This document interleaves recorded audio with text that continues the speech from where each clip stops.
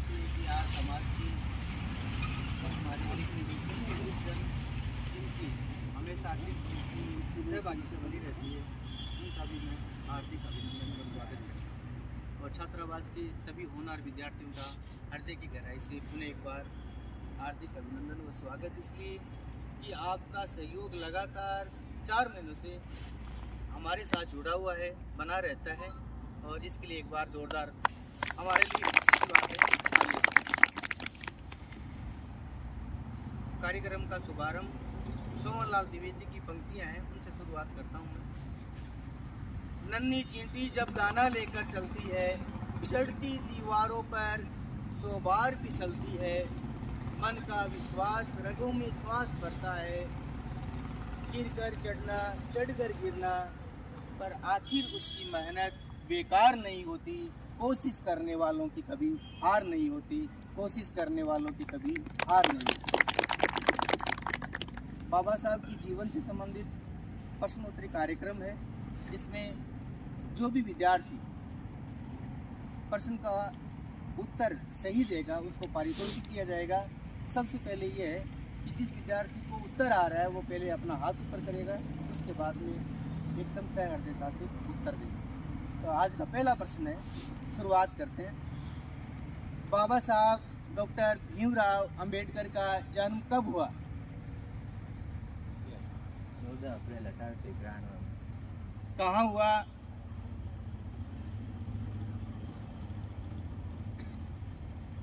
चलो आपके लिए ताली।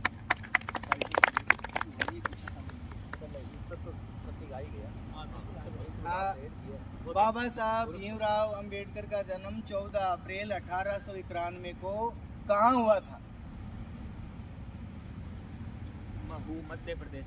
महू छावनी, मध्य प्रदेश। शाबाश, बहुत सुंदर उत्तर। तालियां बजती रहनी चाहिए।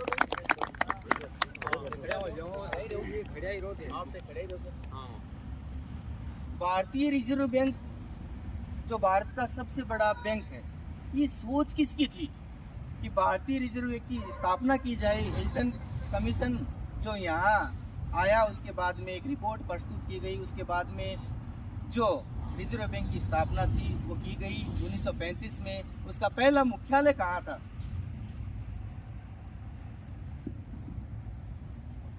कोई बताएगा? रिजर्व बैंक का पहला मुख्यालय। उसके बाद उसको स्थानांतरित कर दिया गया। 1, 2, 3 कोलकाता था, उसको बाद में बंबई में स्थानांतरित कर दिया गया। ये सोच किसकी थी, ये बताना है उत्तर। यानी रिजर्व बैंक की सोच किसकी थी कि भारत में भी एक ऐसी व्यवस्था बनी? बताओ। डॉक्टर बाबा साहब भीमराव अंबेडकर। बहुत सुंदर।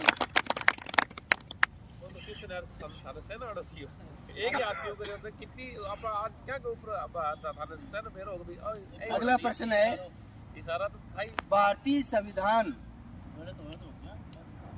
संविधान की ड्राफ्टिंग कमेटी के अध्यक्ष बाबा साहब भीमराव अंबेडकर थे। बाबा साहब भीमराव अंबेडकर थे, तो भारतीय संविधान सभा जो थी उसके अस्थायी अध्यक्ष कौन थे?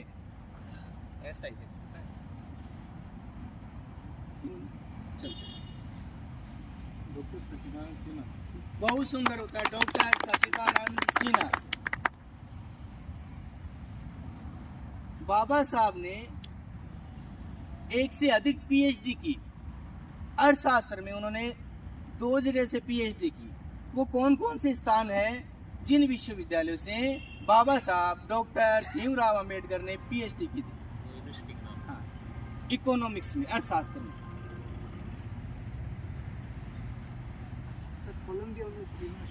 कोलंबिया विश्वविद्यालय।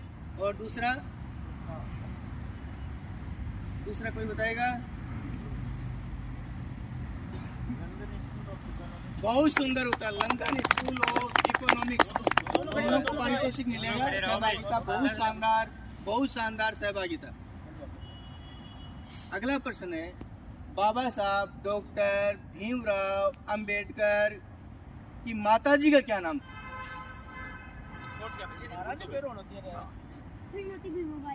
श्रीमती भीमाबाई। आज हम सारे वहाँ हैं, तो माता पिता परिवार के बारे में कुछ बताइए। स्वतंत्र भारत के प्रथम प्रधानमंत्री पंडित जवाहरलाल नेहरू बने। स्वतंत्र भारत के प्रथम विधि मंत्री का नाम बताना है। स्वतंत्र भारत के प्रथम विधि मंत्री हाँ, सारे खड़े होकर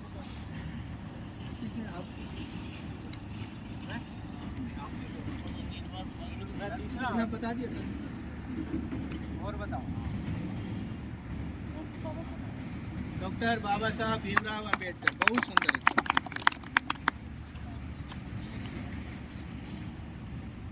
अगला प्रश्न है, डॉक्टर बाबा साहब भीमराव ने जो संविधान की ड्राफ्टिंग कमेटी के अध्यक्ष थे, उन्होंने संविधान को कितने समय में तैयार किया?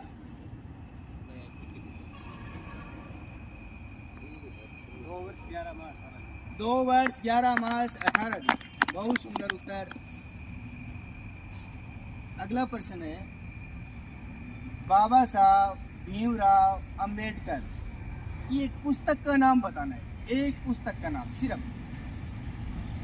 द प्रॉब्लम ऑफ यूपी, जिस पर आरबीआई बहुत सुंदर उत्तर। द प्रॉब्लम ऑफ रूपी, जिस पर आरबीआई की स्थापना हुई है। हाँ, ये बात है। आपको दूसरी किताब का नाम याद है? बोध एंड धर्म। बोध एंड धर्म, धम्मा।